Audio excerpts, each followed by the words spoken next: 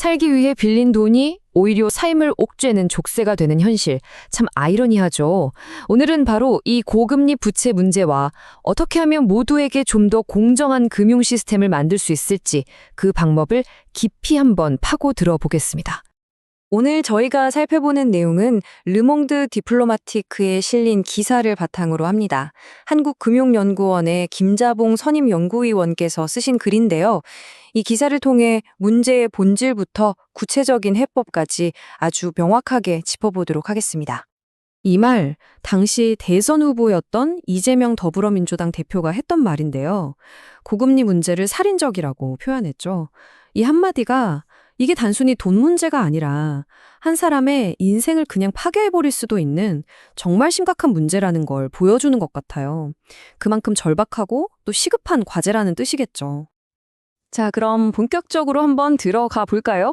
오늘 우리가 어떤 순서로 이 복잡한 이야기를 풀어갈지 한번 보시죠.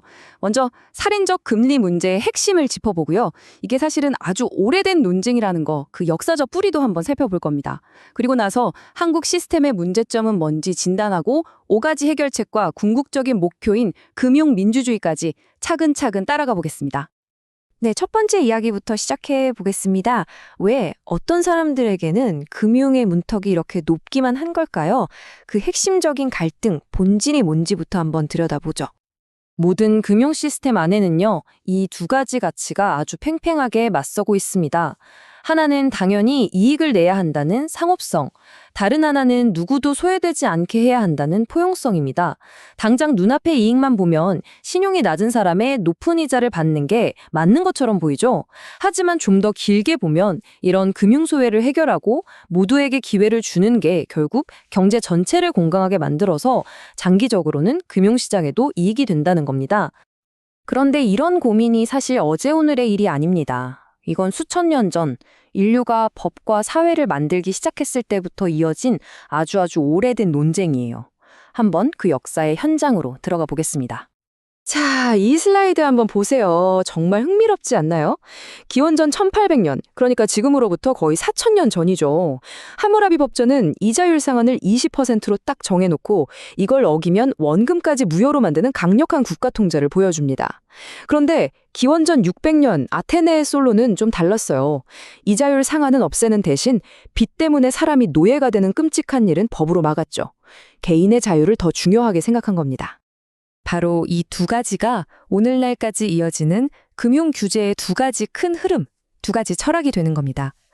국가가 강력하게 개입해서 채무자를 보호해야 한다는 함무라비 모델과 계약의 자유를 존중하되 최소한의 인간적인 보호 장치는 도와야 한다는 솔론 모델. 이 두 가지 전통이 현대 금융 정책의 뿌리가 되고 있는 거죠.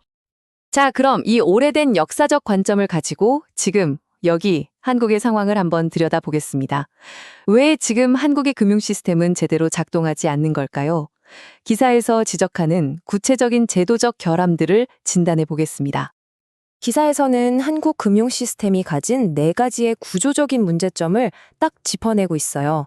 첫째, 법으로 1금융권, 2금융권을 나눠놔서 돈이 많은 은행이 정작 포용금융에는 적극적으로 나서기 어렵게 만들어놨다는 거. 둘째, 원래 서로 돕자고 만든 상호금융이 지금은 그 목적을 잃고 돈벌이가 되는 주택담보대출에만 열을 올리고 있다는 점. 셋째, 정부 지원이 일시적인 위기만 모면하게 해주는 거지 스스로 돈을 벌 수 있게 도와주는 쪽으로는 가지 않는다는 거. 그리고 마지막으로 이자 제한법이 사실상 있으나 마나해서 불법 사금융을 전혀 막지 못하고 있다는 겁니다. 이런 구조적인 문제들이 결국 어떤 상황을 만드느냐, 바로 이 비유 하나로 딱 요약이 됩니다. 우산을 뺏는 금융. 그렇죠. 맑은 날엔 우산을 빌려준다고 하다가 정작 비가 쏟아져서 우산이 가장 필요할 때 그냥 휙 빠져가 버리는 겁니다. 가장 약한 사람들이 가장 절실할 때 외면당하는 이 시스템의 모순을 정말 정확히 짚어내는 표현이에요. 자, 문제점을 진단했으니까 이제 해결책을 찾아봐야겠죠? 다행히 기사에서는 이 무너진 시스템을 바로잡기 위한 아주 구체적인 5가지 길을 제시하고 있습니다. 이건 단순히 이자율만 내리자는 식의 땜질 처방이 아닙니다. 시스템 자체를 바꾸기 위한 아주 명확한 청사진이죠. 첫째, 모든 금융기관이 의무적으로 저소득 지역사회에 투자하게 하는 지역 재투자법을 만들고, 둘째, 상호금융이 다시 서로 돕는다는 원래 가치에 집중하도록 법을 바꾸자는 겁니다. 셋째, 정부 돈을 단순 구제가 아니라 소득을 만들 수 있는 활동에 지원하고, 넷째, 은행이 사회적 기업에 직접 투자할 수 있게 길을 터주자는 거죠. 그리고 마지막으로 불법 고금리 대출에 대해서는 정말 무서운 징벌적 손해배상을 도입해서 아예 엄두도 못 내게 만들자는 겁니다. 이 모든 제안들이 사실은 하나의 강력하고 통합된 개념, 하나의 궁극적인 목표를 향하고 있습니다. 그건 바로 금융민주주의라는 개념입니다. 노벨경제학상 수상자인 로버트 실러가 말한 건데요. 이게 뭐냐면 단순히 피해를 막는 걸 넘어서 사회 구성원이라면 누구나 금융이라는 도구를 공평하게 이용해서 자기 목표를 이룰 수 있게 하자는 거예요. 그리고 그걸 통해서 결국 경제적 불평등까지 해소할 수 있는 시스템을 만드는 것. 이게 바로 우리가 가야 할 길이라는 거죠. 오늘 이야기를 마무리하면서 이 질문을 한번 던져보고 싶습니다.